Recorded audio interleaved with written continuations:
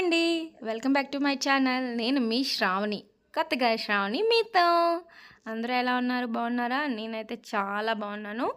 ఈరోజు వీడియో వచ్చేసి ఏంటంటే టెంపుల్కి అయితే వెళ్ళామండి. ఏ టెంపుల్కి వెళ్ళాం ఏంటి అనేది అయితే నేను వీడియోలో చెప్పేస్తాను. వీడియో మిస్ కాకుండా అయితే లాస్ట్ వరకు చూసేయండి. అండ్ వీడియో నచ్చినట్లయితే ఒక లైక్ చేయండి. అండ్ మా ఛానల్ అయితే సబ్స్క్రైబ్ చేసి నాకు సపోర్ట్ చేయండి. ఈరోజు మేమైతే సాగర్ కనకదుర్గ టెంపుల్కి అయితే వెళ్ళామండి. వైజాగ్ పోర్ట్ ఏరియాలో ఉండే సాగర్ కనకదుర్గ టెంపుల్కి వెళ్ళాము.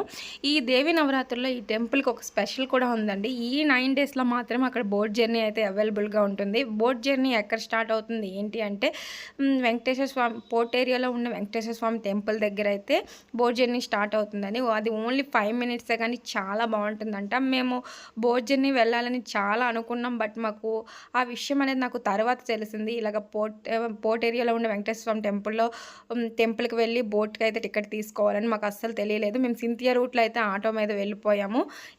ఏదేమైనా మనకి అయితే అమ్మవారి దర్శనం అయితే చాలా బాగా అయ్యిందండి. ఇక్కడ అమ్మవారి దర్శనంకి అయితే ఇలా వచ్చేసాం మేము. ఇప్పుడు ఈ రూట్ ద్వారా అయితే లోపలికి అయితే వెళ్ళిపోవాలి. ఆ లైన్లో లోపలికి వెళ్ళిపోవాలి. అక్కడ 20 రూపీస్ టికెట్ తీసుకుంటే సైడ్ నుంచి పంపిస్తారు, లేదంటే అటు సైడ్ క్యూలో పంపిస్తారు. 20 రూపీస్ టికెట్ అయితే మేము తీసుకున్నాం పర్ హెడ్. అక్కడ గోతమ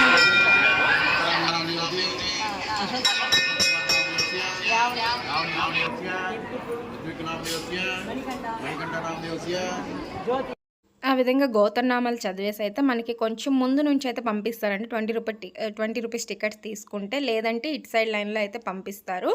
మేమైతే 20 రూపీస్ టికెట్ తీసుకొని అయితే వెళ్ళాము. గోత్రనామాలు అయితే చదివారు. అంత రష్లో కూడా గోత్రనామాలు అయితే చదువుతున్నారండి. అయితే అమ్మవారిని అయితే ఇక్కడ ఈ అమ్మవారిని సాగర్ కనకదుర్గ అమ్మవారు అయితే అంటారు. మనం సింథియా రోడ్లో ఆటోకి వెళ్తే ఎప్పుడైనా వెళ్ళొచ్చు, కానీ బోట్లో వెళ్ళాలనుకుంటే మాత్రం దసరా నవరాత్రుల్లో మాత్రమే అది అవైలబుల్గా ఉంటుంది. నేనైతే చాలా అనుకున్నాను, నాకు బోట్ జర్నీ 5 మినిట్సే కానీ అది చాలా బాగుంటుందంట. నేను ఇన్స్టాలోనే చూసాను ఇది వెళ్ళడం కానీ, బట్ నాకు ఏరియా అయితే తెలియలేదు.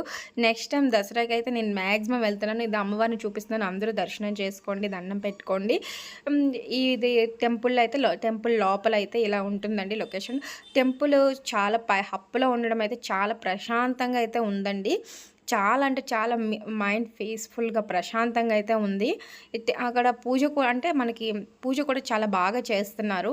వెంటనే అయితే పంపించేయట్లేదు. దర్శనం అయితే చాలా బాగా అవుతుంది. ఇక్కడైతే బయట ఇలాగా ప్లేస్ కూడా చాలా ఓపెన్గా అయితే ఉందండి. ఇక్కడ ప్రసాదాలు ఏమైనా తినడానికి అయితే చాలా, అంటే ప్రసాదం మనం కొనుక్కొని అయితే చాలా ఫ్రీగా అయితే తినొచ్చు. ఇది బయట వ్యూ అండి. టెంపుల్ బయట వ్యూ ఇలా ఉంటుంది. ఇక్కడ మీరు అబ్జర్వ్ చేస్తే వేప చెట్టు రావి చెట్టు 2 కలిపి ఉన్నాయండి. అంటే ఒకే చెట్టుకి వేప చెట్టు రావి చెట్టు కలిపి ఉన్నాయి. ఈ విధంగా అయితే బయట టెంపుల్ ఈ విధంగా వ్యూ అయితే ఉందండి. చాలా ప్రశాంతంగా అయితే ఉంది టెంపుల్. చూస్తున్నారు కదా, రష్ కూడా చాలా ఎక్కువగా ఉన్నారు. ఓన్లీ దేవి నవరాత్రుల్లో అయితే ఆ బోట్ జర్నీకి వచ్చే వాళ్ళు అయితే ఎక్కువగా ఉంటారండి. ఇక్కడ చూసారు కదా, భవానీలు అయితే అన్నదానం చేస్తున్నారు. అక్కడ ప్రసాదం అయితే బయట కౌంటర్లో పులిహార అయితే దొరుకుతుందండి.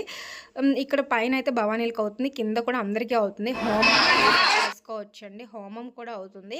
అయితే మేము కిందకి వచ్చేసి అయితే ప్రసాదాలు అయితే తినేసామండి. అందరం కూడా పులిహార అయితే తీసుకున్నాం, ప్రసాదం అయితే తినేసాం.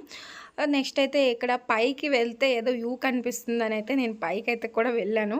బట్ నాకైతే ఏ వ్యూ కూడా కనిపించలేదు. సో అందరూ వెళ్తున్నారని కూడా నేను కూడా వెళ్ళిపోయాను, కానీ అసలు ఏం కనిపించలేదు. మా సాగర్ కనకదుర్గ దర్శనం అయితే ఇలా అయితే జరిగిందండి. దేవి నవరాత్రుల్లో జరగడం నాకు అదొక అదృష్టంగా అయితే నేను భావిస్తున్నాను. అమ్మవారి దర్శనం అయితే చాలా బాగా అయ్యిందండి. బట్ బోట్ జర్నీ అయితే అవ్వలేదు. ఫర్ నెక్స్ట్ ఇయర్ అయితే నేను కంపల్సరీగా అయితే బోట్కి అయితే వెళ్ళాలని అనుకుంటున్నాను. చూద్దాం, అమ్మ ఆశీస్సులు ఉంటే ఎలాగైనా జరుగుతుంది.